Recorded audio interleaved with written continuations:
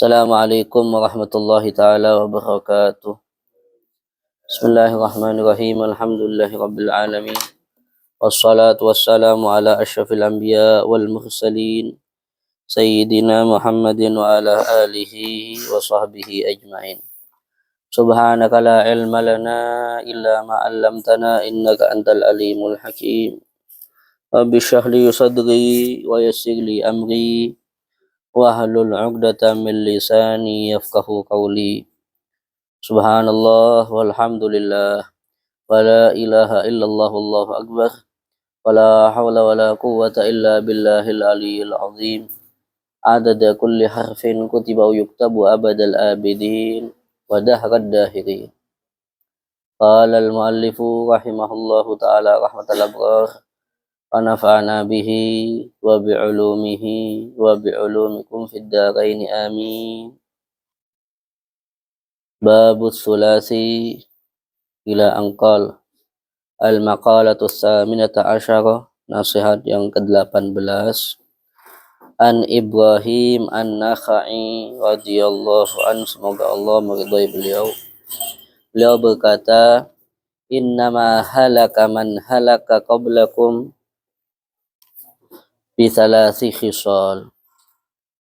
Sesungguhnya orang-orang, para umat terdahulu sebelum kalian itu binasa, celaka, bisalasi khisal, karena sebab 3 hal, karena sebab 3 perkara. Yang pertama, bifudulil kalam, karena banyak ngomong. Yang kedua, wafudulit tu'am, karena banyak makan. Yang ketiga, wafudulil manam, banyak tidur. Yang sama-sama kita muliakan, yang sama-sama kita hormati, segenap orang tua kita bersama, bil khusus Sayyidi Al-Am Al-Habib Muhammad bin Ali bin Zain Ba'bud, wal Habib Alawi bin Ali bin Zain Ba'bud, wal Habib Abdullah Al-Haddar, wal Habib Salim Ba'bud, wal Habib Syugi Ba'bud, dan para asatidzah yang lainnya. Hadirin yang sama-sama kita muliakan, alhamdulillah tsumma alhamdulillah, kita bersyukur kehadirat Allah Subhanahu wa taala atas semua nikmat yang telah Allah berikan kepada kita. Di antaranya nikmat sehat wal afiyah, nikmat taufik dan hidayah. Dengan nikmat ini Allah Subhanahu wa taala masih memilih kita di antara hamba-hambanya yang banyak untuk memulai pagi ini dengan kebaikan. Dimulai dengan sholat subuh berjamaah, dilanjutkan dengan baca zikir, dan sekarang kita melanjutkan dengan majlis ilmu, majlis taklim. Dengan harapan kita meminta kepada Allah Subhanahu wa taala, mudah-mudahan kita semuanya tidak keluar dari majlis ini kecuali semua dosa kita diampuni oleh Allah. Dengan harapan kita semuanya tidak keluar dari majlis ini kecuali mendapatkan barokah umur, sehat wal afiyah, qabul hajah dunyawiyah wal ukhrawiyah, dan dijauhkan dan dilindungi dari semua mara bahaya, dari semua malapetaka, dari semua macam penyakit, dari semua balak dan musibah. Dan yang terakhir kita meminta kepada Allah Subhanahu wa taala, mudah-mudahan kita tidak keluar dari majelis ini kecuali mendapatkan ilmu yang bermanfaat. Amin amin ya rabbal alamin. Masih dalam bab yang ketiga, nasihat yang ke-18 dari Al-Imam Ibrahim An-Nakhai, semoga Allah meridhai beliau. Beliau mengatakan seperti ini, sesungguhnya para umat-umat terdahulu itu binasa, celaka, karena sebab 3 hal. Yang pertama, fudulul kalam, kelebihan ngomong, banyak ngomong dia. Kita itu omongan ini memiliki dampak ya, beberapa dampak. Yang pertama, yang disabdakan oleh Rasulullah SAW. Man kathura kalamuhu kathura saqatuhu. Faman kathura saqatuhu kathura dhunubuhu. Faman kathura dhunubuhu kanatin naru awla bih. Siapa saja yang banyak ngomong, maka banyak salahnya. Dan siapa saja yang banyak salahnya, banyak kelirunya, banyak dosanya. Dan siapa saja yang banyak dosanya, maka nerakalah yang pantas buat dia. Jadi anggapannya kalau kita banyak ngomong, ini sudah dipastikan oleh Rasulullah SAW, pasti kita banyak salahnya. Kemudian Al-Imam Fudail bin Iyad, beliau mengatakan seperti ini, bil lisan yuhfadhur ra's. Tolak ukur kita itu terjaga dari malapetaka, dari lisan kita, dari omongan kita. Dengan lisan, maka kepala kita akan terjaga. Dalam hal ini, seorang penyair mengatakan, ihfaz lisanaka antaqula fatubtala, innal bala'a muwakkalun bil mantiki. Jagalah lisanmu sebelum berucap. Fatubtala. Ya kalau kamu tidak mau menjaga lisanmu, asal ngomong aja, maka kamu akan terkena musibah. Sesungguhnya musibah itu ya sebagian disebabkan oleh lisan, oleh omongan. Nah, oleh karena itu, kalau kita ngelihat mereka para salafun saleh terdahulu, mereka itu betul-betul hati-hati dalam berkata. Seperti ada namanya Ar-Rabi' bin Khaytham. Beliau ini diceritakan idza asbaha wada'a qirtasan wa qalaman fakana la yatakallam yaumuhu bilagwin illa hasaba nafsahu alaihi inda ghurubish syams. Imam Rabi' bin Khaytham pernah diceritakan beliau ini setiap paginya itu menyediakan kertas dan bolpen. Jadi tidak beliau melalui satu hari beliau ada suatu ucapan yang tidak manfaat. Beliau introspeksi diri beliau sendiri ketika terbenam matahari. Itu mereka. Anggapannya semua yang diomongkan mereka catat. Kalau memang ada salah sama orang minta maaf. Kalau ada dosa sama Allah minta ampun kepada Allah. Ada dulu juga panutan kita, sahabatnya Rasulullah SAW, yaitu Sayyidina Abu Bakar Siddiq. Pernah diceritakan oleh Al-Imam Asy-Sya'rani di dalam kitab Tamyihul Murtaghin, dan hal ini diceritakan oleh Al-Imam Rabi' bin Khaytham. Beliau mengatakan seperti ini, balaghana anna Abu Bakar As-Siddiq radhiyallahu an kana yad'ul hajara fi famihi fa'ala dzalika iddata sinin hatta ta'awwada qillatal kalam. Wa kana la yukhrijul hajara illa indal akli wa indas shalah. Kullu dzalika khasyata alla yatakallama fima la ya'ni. Telah sampai kepada kita cerita bahwasanya dulu Sayyidina Abu Bakar As-Siddiq, mujahadah beliau itu beliau meletakkan yang namanya batu di mulut beliau. Batu itu sama beliau diletakkan di mulut beliau, dan beliau lakukan itu selama bertahun-tahun. Bukan hanya setahun dua tahun, bertahun-tahun. Tujuan beliau satu, hatta ta'awwada qillatal kalam, sehingga beliau terbiasa untuk ngomong sedikit, tidak banyak ngomong. Ya. Dan beliau ini tidak mengeluarkan batu dari mulut beliau kecuali dalam dua hal, ketika makan dan ketika sholat. Semua itu beliau lakukan itu tujuannya karena beliau khasyata alla ayyatakallama fima la ya'ni. Beliau khawatir beliau mengucapkan sesuatu yang tidak ada manfaatnya. Coba bayangkan beliau itu sekelas Sayyidina Abu Bakar Siddiq, kita jauh, bukan antara langit dan bumi, antara langit dan sumur. Seharusnya yang betul-betul menjaga omongannya kita, bukan beliau. Tapi beliau, coba kita lihat, saking menjaganya khawatir yang keluar dari mulut beliau itu ada sesuatu yang tidak manfaat, beliau sampai mujahadah seperti itu. Ya, sudah. Kemudian dampak daripada kita banyak omongan kita itu, Al-Imam Malik bin Dinar beliau pernah mengatakan seperti ini. Kalamur rajul fi ma la ya'ni yuqassil qalbah wa yuhinul badan wa ya'sur asbabur rizq.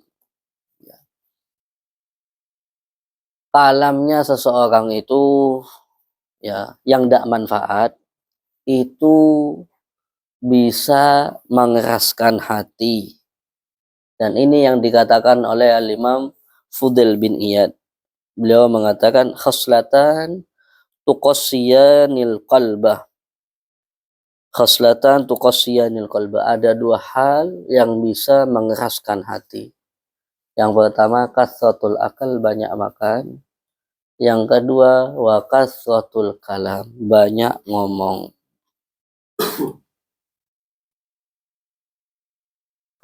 Ini dampak yang pertama dari omongan seseorang itu. Omongan seseorang yang tidak manfaat itu bisa mengeraskan hati. Yang kedua wayuhinul badan, bisa melemahkan badan kita, kata Imam Malik bin Dinar. Yang ketiga bisa mempersempit sebab kita mendapatkan rezeki. Jadi anggapannya dipikir-pikir lah kalau kita mau ngomong gitu. Jangan semuanya diomongkan. Ya. Jadi intinya para salafun saleh terdahulu beliau sangat perhatian dengan omongan. Ada Al-Imam Yunus bin Abid rahimahullah beliau pernah mengatakan tarku kalimati lagwin asyaddu ala nafsi min siyami yawmin li'anna rajul rubbama yahtamilu as-sawma fil harri syadid wala yahtamilu tarka kalimatin la ta'ni. Beliau Al-Imam Yunus bin Abid beliau mengatakan meninggalkan suatu kalimat yang tidak ada manfaatnya itu lebih berat bagi nafsu kita daripada puasa satu hari. Ya. Kenapa? Beliau mengatakan karena bisa jadi orang-orang itu mampu dia untuk berpuasa satu hari, sedangkan belum tentu dia mampu untuk menahan tidak ngomong sesuatu yang tidak ada manfaat.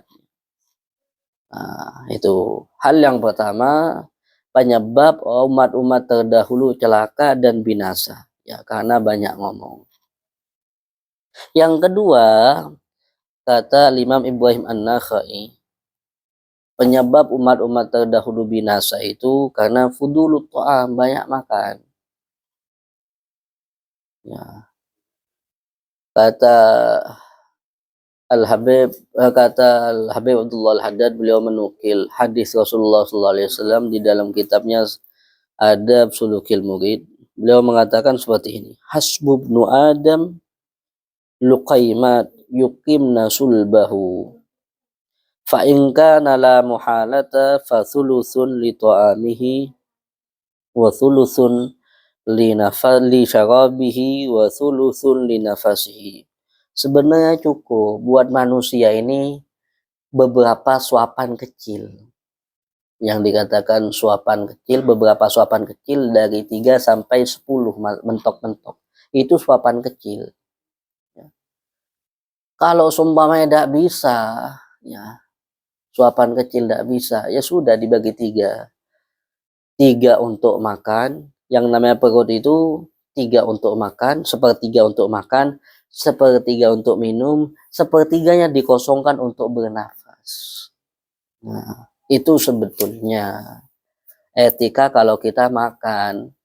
Bahkan Rasulullah SAW kan kalau kita telusuri beliau itu kalau makan itu la na'kul hatta najuh wa idza akalna la nashba. Resep hidup sehat ala Rasulullah SAW, tidak makan kecuali betul-betul lapar, dan ketika makan tidak sampai kenyang. Kalau kita tidak lapar makan, kalau ketika lapar tidak berhenti sebelum kenyang. Kalau sudah kenyang baru berhenti. Kadang kalau udah kenyang masih nyemil. Kadang kalau udah nyemil Nyemil belum makan ini. Padahal sudah nyemil. Nah, sudah.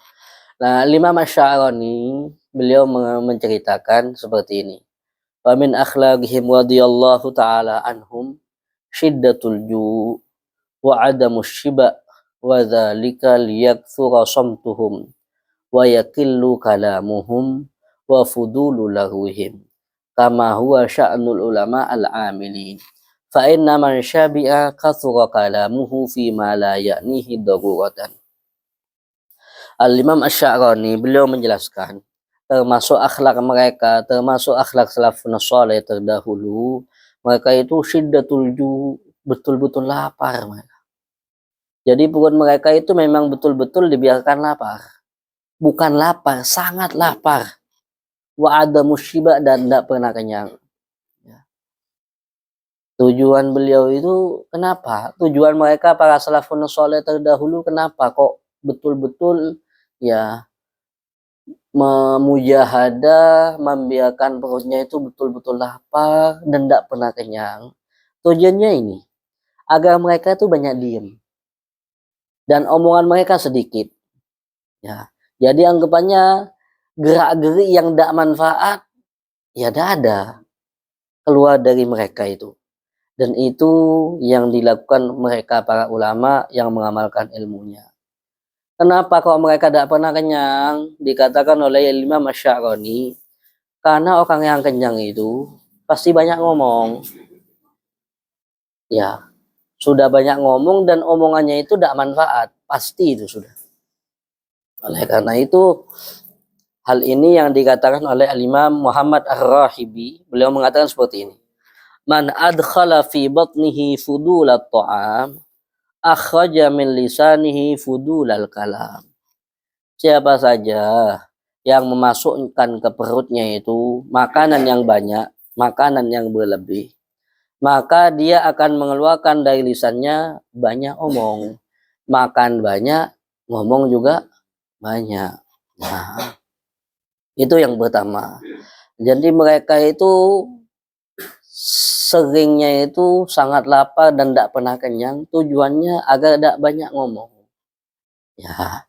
Terus alasan yang kedua, kenapa kok mereka itu menghindari yang namanya kenyang? Ini yang dikatakan oleh Imam Asy-Sya'rani. Wa min akhlaqihim radhiyallahu anhum istihya'uhum min kathrati taraddudihim ilal khala. Wa dzalika bidawamil ju' asy-syar'i ma'al jiddah iktidaan bi Rasulillah sallallahu alaihi wasallam. Faqad kana yashuddul hajra ala badnihi syarif minal ju'. Termasuk akhlak salafun saleh terdahulu, mereka itu malu kalau sering bolak-balik masuk kamar mandi. Coba bayangkan itu. Mereka itu masuk kamar mandi sering, itu mereka malu. Kenapa? Ya, mereka hal laksanakan itu dengan seperti apa? Ya, dengan mereka itu betul-betul selalu melazimi lapar. Ya, lapar secara syariat. Yang anggapannya bukan ndak makan pas seharian disambung besoknya, ndak. Anggapannya makan hanya seperlunya saja, sedikit aja, hanya untuk bertahan hidup saja. Ya. Kenapa hal itu mereka? Karena semata-mata karena mengikuti Rasulullah SAW. Karena dulu Rasulullah SAW saking seringnya Rasulullah SAW lapar, beliau itu sampai ya meneletakkan batu di perut beliau. Nah, jadi mereka itu ya lapar, selalu lapar, menjauhi makan banyak karena itu alasannya ikut Rasulullah SAW. Makanya mereka itu jarang masuk kamar mandi. Ini diceritakan dulu ada salah satu imam namanya Imam Abdurrahman bin Abi Naim. Al-Imam Abdurrahman bin Abi Nu'aim, beliau diceritakan la ya'kul illa kulla khamsata asyara yawman aklah. Fabalagha dzalika al-Hajjaj bin Yusuf fada'ahu thumma amara bihi fawudi'a fi baitin wa ughliqa alaihi al-bab khamsata asyara yawman thumma fataha alaihi fa idza huwa qa'imun yusalli. Dulu diceritakan ada salah satu imam namanya Imam Abdurrahman bin Abi Nu'aim. Beliau ini diceritakan beliau tidak makan kecuali setiap 15 hari sekali. Coba bayangkan.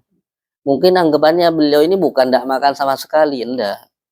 Karena Rasulullah SAW itu melarang untuk berpuasa secara menyambung. Sekarang tidak makan seharian, disambung sampai besok, tidak boleh itu. Cuman anggapannya beliau itu pasti makan, cuman sedikit. Ya. Nah, beliau sampai akhirnya berita ini nyampe ke Hajjaj bin Yusuf.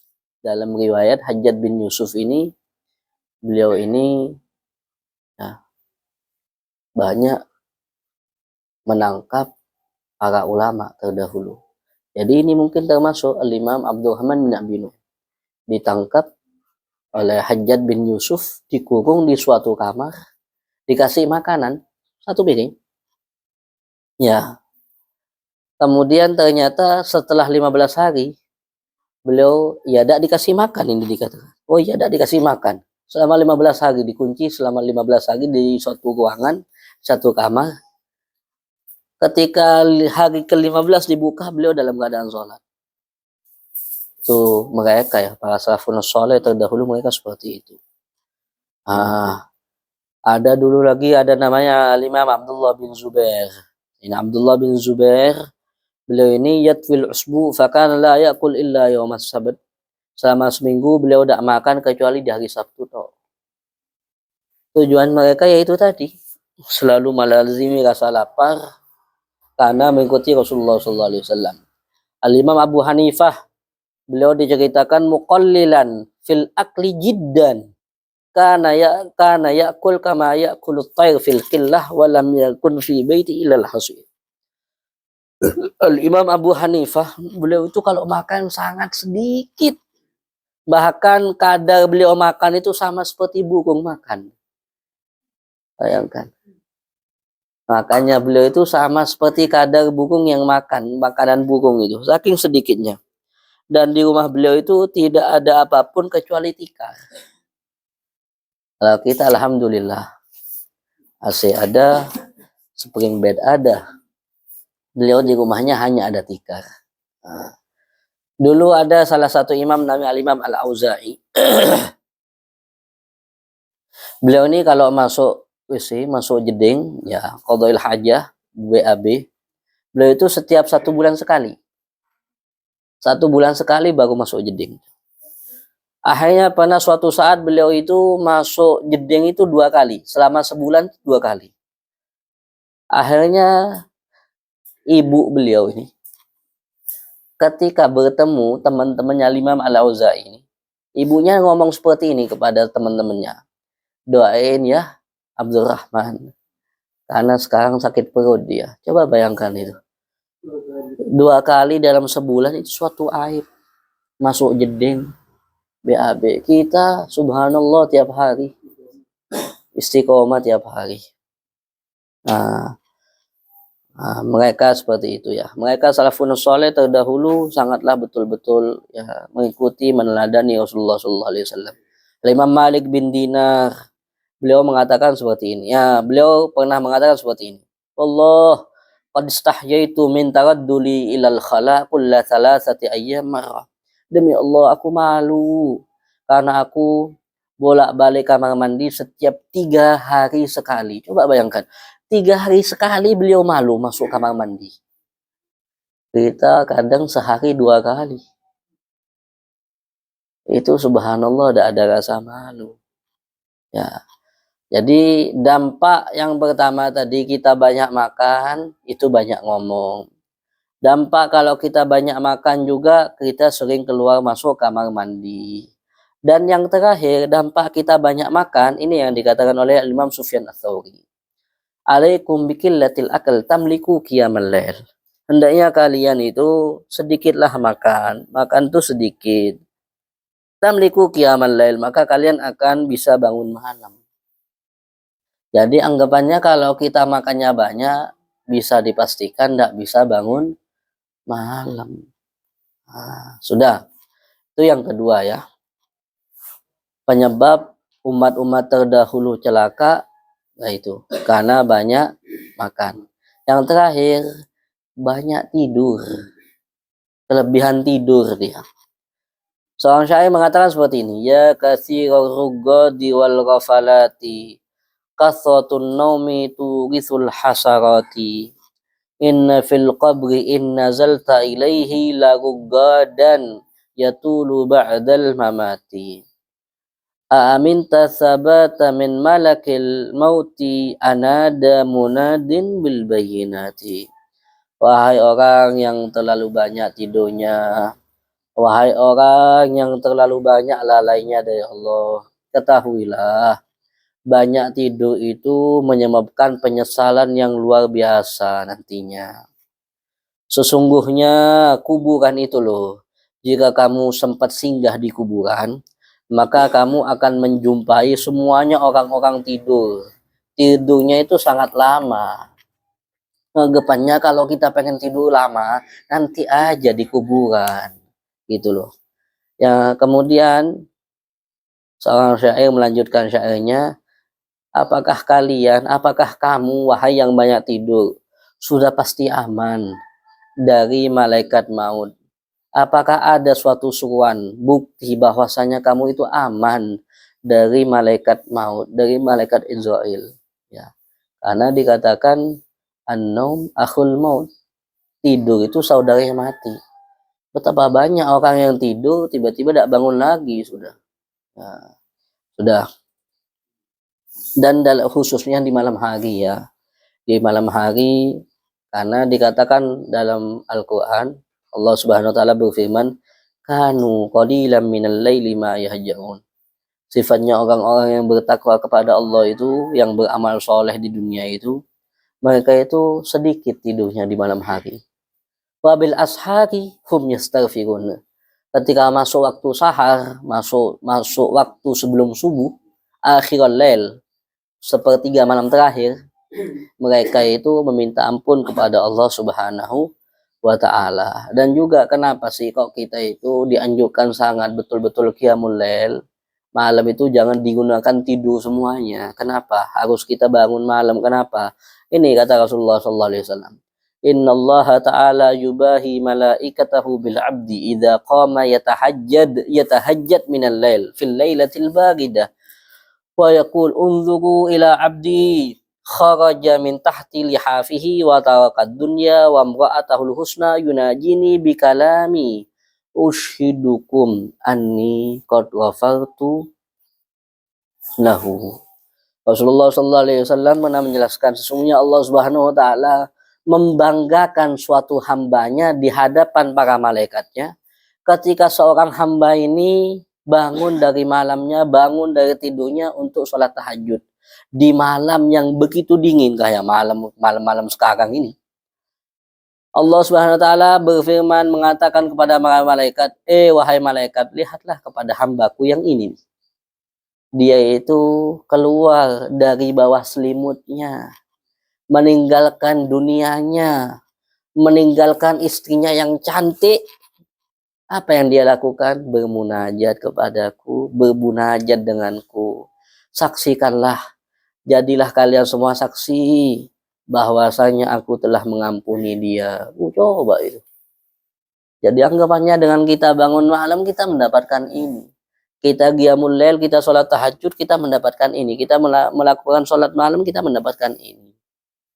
Ya, panutan kita yang terakhir, orang yang bisa dikatakan jarang tidur itu Sayyidina Umar bin Khattab. Ya, Sayyidina Umar bin Khattab, beliau itu diceritakan selama menjabat sebagai khalifah, beliau itu la yanamu lailan wala nahara. Di malam hari tidak tidur, di siang hari tidak tidur. Beliau itu kalau tidur itu dikatakan wa innama hiya khafaqat bi ra'sihi wa huwa jalis. Beliau kalau tidur itu duduk. Allah, ini pemimpin. Beliau itu tidurnya seperti itu. Alasannya beliau kenapa kok tidur itu sampai tidak mau tidur terlentang, tidurnya tuh hanya duduk. Dan itu hanya menundukkan kepala, bukan sampai yang terlentang. tidur di atas kasur. Beliau kenapa alasannya kok jangan tidur di malam hari, di siang hari? Beliau mengatakan seperti ini. Idza nimtu fil lail dhayya'tu nafsi wa in nimtu fin nahar dhayya'tu ra'iyati wa ana mas'ulun anhum. Jika aku tidur di malam hari, maka aku telah menyia-nyiakan jiwaku. Seharusnya digunakan untuk beribadah di malam hari, aku tidak menggunakannya. Aku tidak melakukannya. Sedangkan kalau aku tidur di siang hari, maka aku telah menelantarkan rakyatku. Dan aku akan dimintai pertanggungjawaban akan mereka. Coba itu ya. Sayyidina Umar bin Khattab. Ya. Nah, yang terakhir, alasan kita kenapa kok kita itu tidak dianjurkan banyak tidur. Alasan yang betul-betul masuk akal, yang mungkin sempat Fagil sebutkan, yang dikatakan oleh Al-Imamul Ghazali dalam kitab beliau Bidayatul Hidayah. Orang itu kalau tidurnya lumrahnya setiap hari 8 jam, maka waktu tidur yang dia gunakan adalah sepertiga hari. Sepertiga hari dia gunakan untuk tidur. Satu hari satu malam 24 jam. Berarti sepertiga hari dia gunakan untuk tidur. Kalau ini kata beliau, kalau seumpamanya orang ini panjang umur sampai 60 tahun, berarti sepertiganya digunakan untuk tidur. 20 tahun untuk tidur. Belum yang lainnya. Nah, jadi seperti itu. Sudah, kesimpulannya yang disampaikan oleh Al-Imam Ibrahim An-Nakhai ini, ya, kalau kita tidak pengen celaka, kalau kita tidak pengen ya binasa seperti para umat-umat terdahulu, jauhi 3 hal ini. Jangan banyak ngomong, jangan banyak makan, jangan banyak tidur. Sudah, mudah-mudahan yang sedikit ini bisa bermanfaat buat kita semuanya. Kurang lebihnya mohon maaf. Hadza minni wal afu minkum. Assalamualaikum warahmatullahi taala wabarakatuh. Ya Rabbana tarafna bi annana taraf